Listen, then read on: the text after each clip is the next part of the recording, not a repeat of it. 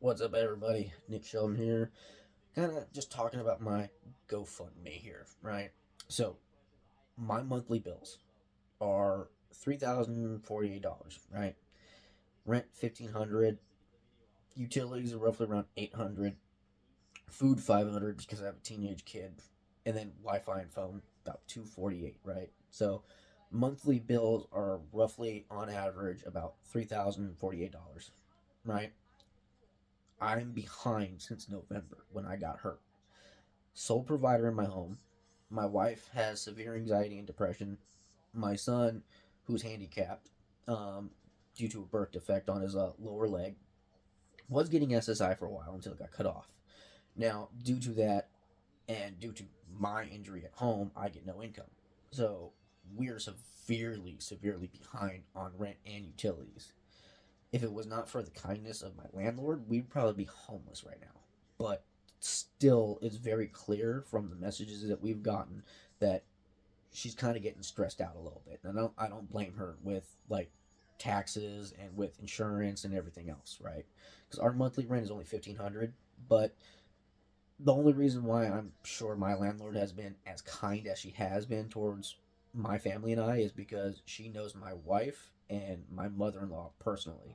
She's known my wife since my wife was a little kid, and that's where I feel even worse about this because like this lady's really nice. She lost her husband some time ago, and it's like I just want to be able to pay my rent and my utilities. And when all this started, we were getting messages from both her, well, from her and my mother-in-law about how she wants to sell the place because of like the stress and everything else. And I mean, before we moved here, we actually wanted to buy this place and we were even talking about wanting to buy this place. But now with the fact that I have no income, that's going to be impossible. And now every day that I get up, it's just a constant like worry. Is today going to be the day that she's just finally done and messages and says, "Hey, look, I understand, but you guys are going to have to leave because I'm going to sell the place," which has already happened to us one time before. We were displaced from one of our homes already, and we're not given any time to even possibly try to buy a place, which is where we were kind of forced to come here. But thankfully, to my wife and her family and her friends, we got this place, which is a great place, which is why I don't want to have to leave because it sucks. It really does, especially here in Alaska, right? Because I got hurt shoveling snow at like my front yard, and we've had severe snowstorms, not severe, but decent amounts of snow coming down, and with no income coming in, I've literally had to do it all myself. And that's exactly how I hurt my back in the first place in November, was just shoveling my front yard. And that's embarrassing to even say, right? And it's disheartening to see like criminals get GoFundMe donations over hardworking tax-paying Americans. And the only reason why that's happening is literally these like stories get put into like the news and then get blasted all over the place, and that's how all these other GoFundMe's like mine or others get ignored, which is disheartening when it comes to society because you see these Somali scammers getting protected by the local government. You see these like clear criminals getting GoFundMe's and donations from people because they feel bad for the families, which is understandable. I feel bad for the families, but it's like, what about everyone else who has a GoFundMe on there, who's nowhere near raising as much as some of these people? Like, some of these people are raising exuberant amounts of money, and I feel, and by what I've seen, is GoFundMe helps push the ones with the most money. Meaning, if you're trying to raise like anything above 20 or 30,000, they're gonna help push those. Like what I've seen with GoFundMe is like on Facebook and all these other ones, they're promoting anything and everything that's above a certain kind of price point. If you're like me and you just need to catch up on rent, utilities, you got displaced or something and you only need a couple $1,000s or whatever else, or like you have a cap and your cap is below an X amount, what I've noticed is those ones don't get the attention or the help from GoFundMe, which is kind of crazy because GoFundMe takes a small portion of every single donation that you transfer. So like if you get like a $10 like donation and you transfer that $10 donation, they take $2 out of that, right? What do they use that money for if it's not going to help the people on GoFundMe, right? Because they get federal funding to help maintain their like website because they're a fundraiser. So that little bit of money that they take, why are they not using that to help all the people on GoFundMe? Which then is why I have an issue with society because Somali scammers getting protected by local governments.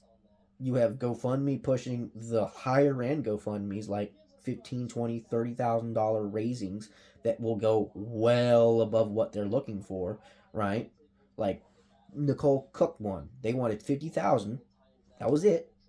Raised well over $1 million for this lady, and you can guarantee, and this is where I'm gonna have a massive issue later on. It ain't guaranteed yet, but watch that money not go to the kids, watch it not go into a trust, and watch her wife use that for whatever she wants it for. Just watch. And that's where I'm gonna have a bigger issue with society because it's like you literally have people out there trying to raise money for their families legitimately, like nothing, they did nothing wrong, but yet because they did no criminality, no scamming, and they're not on the news, they get no attention, they get no help, they get ignored, and because of it a lot of the time they end up just shutting down their GoFundMe. And in my opinion that is an issue. So with my GoFundMe, I'm literally just trying to get money enough to make sure that me and my family catch up on rent and utilities, and then mainly wait to see about my disability and my wife's. Because I like with mine, like it's up in the air. I'm still waiting. My physical therapy's tomorrow on the 15th. Hopefully that helps my back, but my back has hurt ever since November and hasn't gotten any better.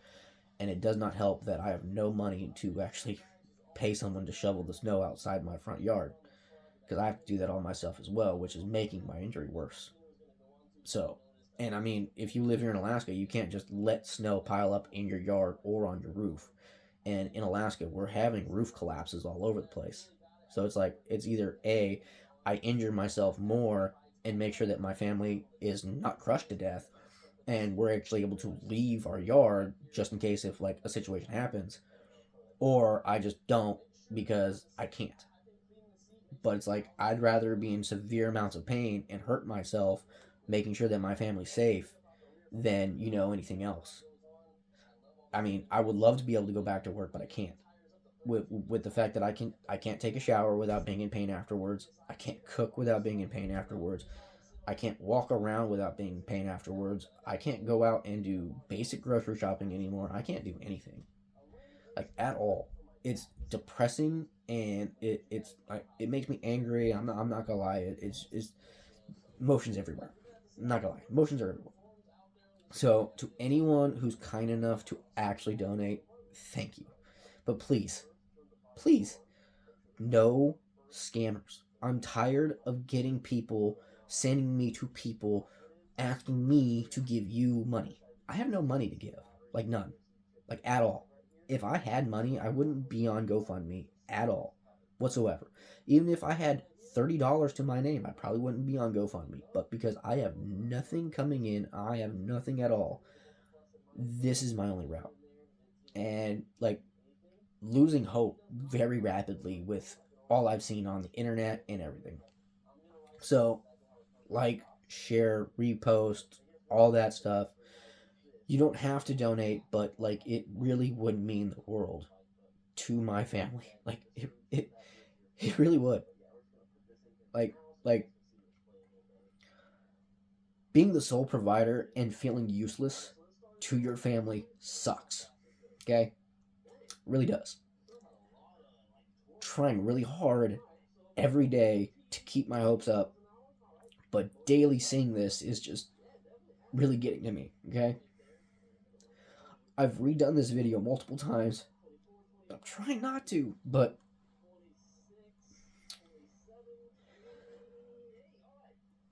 there's really nothing I can do. And it really sucks. It really does. There's really no words I can have other than like trying not to cry, like right now, and everything, because I'm just constantly worried and thinking about I'm gonna get a phone call from my job, I'm gonna lose my job, and then no insurance, which then means I can't go to a specialist, I can't see a doctor, can't go to physical therapy, which then there goes that. Because of my injury, I can't get another job. um, so it's like no money, like no nothing, like it's almost as like no hope, right? And I had someone comment on one of my videos, which I get it because someone's like, it's the way you present yourself. It's like, man, I get that, but the thing is, when you're a man and you're trying to provide for your family, you got to be strong. But at the same time, also got to like understand that you know what, there's times you got to put your pride to the side and just ask for help. Like I'm embarrassing myself crying on the goddamn internet right now because my family needs help and I don't know what to do. It sucks. It really does. So anything, anything at all would be greatly appreciated. Thank you for your time.